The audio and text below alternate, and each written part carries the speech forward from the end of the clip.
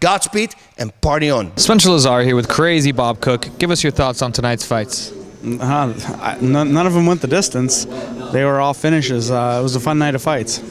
And was there anything out of the ordinary or things you didn't expect, maybe your thoughts before the fight and then what happened?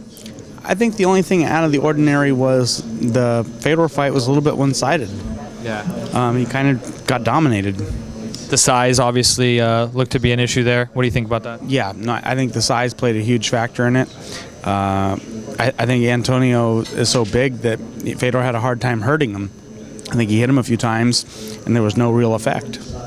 And do you think Fedor should come back at 205, maybe cut a little of that on the side? Shouldn't he fight someone his size?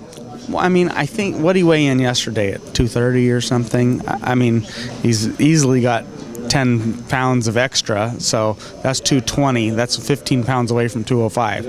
I think it's very that should be what his career choice would be, I would think.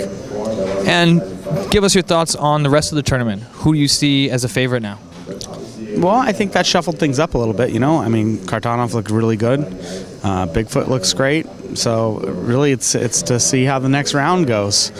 Look forward to it. I think those are going to be some more exciting fights. Your guy, obviously, Cain Velasquez. Everybody would love to see a bout between Overeem and Cain.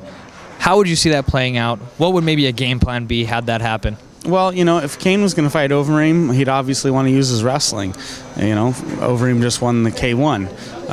You're not going to want to fight the guy that's the best stand-up fighter in the world in stand-up. So it'd be wrestle, wrestle, wrestle. So Josh Koscheck's eye, he's going to be out for a little while. You got Jon Fitch still fighting here against BJ Penn. Give us a little insight on that. John's training hard, and he's just about ready to go travel over to Australia.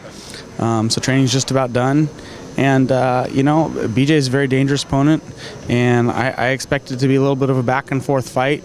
John's very consistent, and he's a grinder, and that's a little bit of what BJ's weakness is. So hopefully he's going to be able to grind through it and prevail. Definitely a little bit of a stand-up advantage maybe you would give to BJ, some people would say. But obviously, we're going to look for Fitch to take this fight to the ground and wear him down. Yeah, Fitch is going to want to use his size. It's definitely an advantage, and his conditioning. We just talked to Herschel. He was giving us a little bit talk about, hey, I'm going back to the drawing board. I love to train. I'm leaving it up to the guys at AKA to decide what's next for him. So maybe you can help us with that. Well, there's one thing. You get in the gym every day, you train with fighters every day, and you keep doing it, you tend to get back in the ring yourself. So once he commits to getting in the gym every day again, we'll see what's next for him.